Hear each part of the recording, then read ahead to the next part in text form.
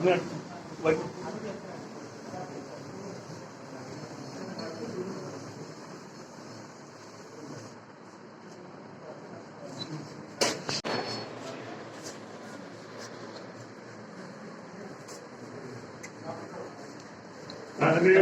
আছে এতজনকে বেঁচে গেলাম না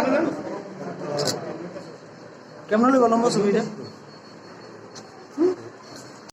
এখানটাতে শিল্প তালুকে সেখানে উনি শুরুতে শিল্প তালুকের উদ্বোধন করেছেন, সেটা পেশ করেছেন। তারপরে শিল্প তালুকের ভিতর নতুন ভাবে গড়ে উঠেছে ইন্ডাস্ট্রি ইন্ডাস্ট্রি, যার উদ্বোধন হয়েছে আমাদের মাননীয় মুখ্যমন্ত্রীর হাতে মঙ্গল প্রদীপ প্রজ্বলনের মধ্যে দিয়ে।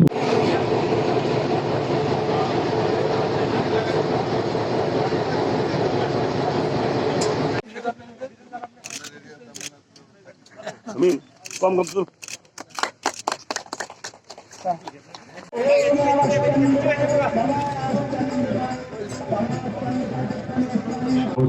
এবং সাথে অবস্থিত অতিথিবর্গকে আমরা বরণ করে নেব।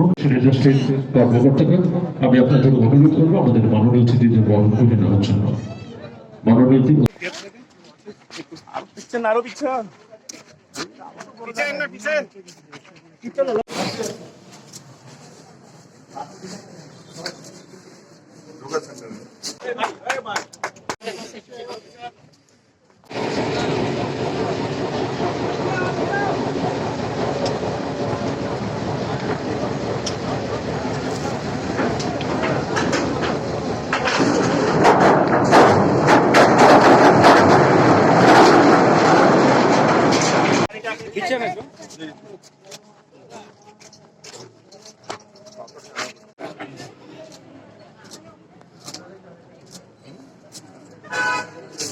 রাজ্য শিল্প উন্নয়নের বিষয়ে এই সরকার উন্নয়ন চায় এবং উন্নয়ন করছে এবং তার শুরুয়াত হয়েছে তা প্রমাণিত। একটা আছে যে বলার জন্য আপনার একটা নির্দিষ্ট সময় পর্যন্ত আপনি বলতে পারবেন, বলার পরে সেটা বাস্তবে দেখতে হয় আসলে কি হচ্ছে কিনা। মাননীয় প্রধানমন্ত্রীজি যখন কোনো স্কিমের ঘোষণা করেন তাকে মনিটরিং করে। মানুষ আজকে ভারতবর্ষের মধ্যে দেখতে পাচ্ছে যে মাননীয় প্রধানমন্ত্রী যে কোনো স্কিম এনেছে, পরবর্তী সময় দেখছেন তার রেজাল্ট আসছে ওনার সময়সীমার মধ্যেই। স্বচ্ছ ভারতের অভিযানে উনি নারা দিয়েছিলেন 2014-তে। এই স্বচ্ছ ভারত আজকে ছোট্ট বাচ্চাকেও যদি জিজ্ঞাসা করেন যে স্বচ্ছ ভারত কি, তো নরেন্দ্র ভাই মোদী। কিন্তু অথচ এই নারা গান্ধীজি দিয়েছিলেন।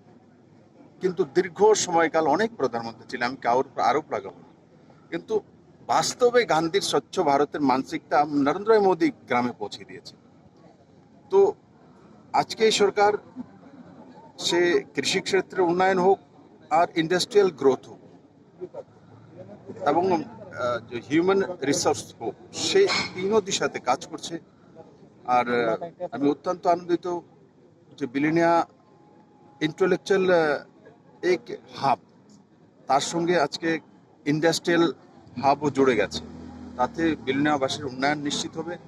আর আজকে যে ক্রেশার মেশিন এখানে শুরুয়াত হয়েছে, দেখুন ক্রেশার মেশিন ত্রিপুরাতে 100-র উপরে রয়েছে, কিন্তু আজকের এই ক্রেশার মেশিনটা আমি তার জন্য ইনোগ্রেশন করার জন্য এসেছি। এটা অত্যাধুনিক, ওর তার মধ্যে যে সায়েন্টিফিক যে পলিউশন কন্ট্রোল করার জন্য যে নিয়ম নীতিগুলো সেগুলো মেনে তা তৈরি করা হয়েছে এবং প্রায় 10 কোটি টাকার উপরে খরচা করে এই ক্রেশার মেশিন। আর প্রতি ঘন্টাতে 200 টন যে পাথরকে চিপসে পরিণত করা, তো এত স্পিডি আর এই ব্যবস্থা ত্রিপুরাতেই প্রথমবার হয়েছে। তো ত্রিপুরার গতিও স্পিডে যাচ্ছে, তো ক্রেশার মেশিনেরও গতি চলে এসছে।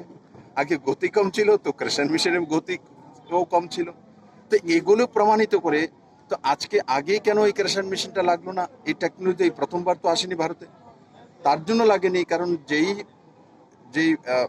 মালিকানা রয়েছে উনি তো জানি আমি, উনি ঠিকাদার বা কন্ট্রাক্টারি করেন, উনি আগে কেন না কারণ আগে উনি দেখেছেন 10 কোটি টাকা লাগিয়ে তার ফিউচার নেই।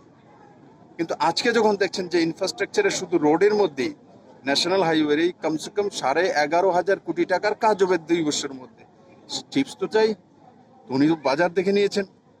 তো আজকে যখন গভর্নমেন্ট আপনার জন্য রোজগারের সৃজন করে দেবে, ব্যবস্থা করে দেবে, তখন মানুষ আপনি আপ তার পুঁজি লাগাবে, বিজনেস করবে, আর জব ক্রিয়েটার তৈরি হবে এবং এমএসএমই সেক্টর ডেভেলপ হবে। আর সেই দিশাতেই আজকের এই পদক্ষেপ। Thank you sir.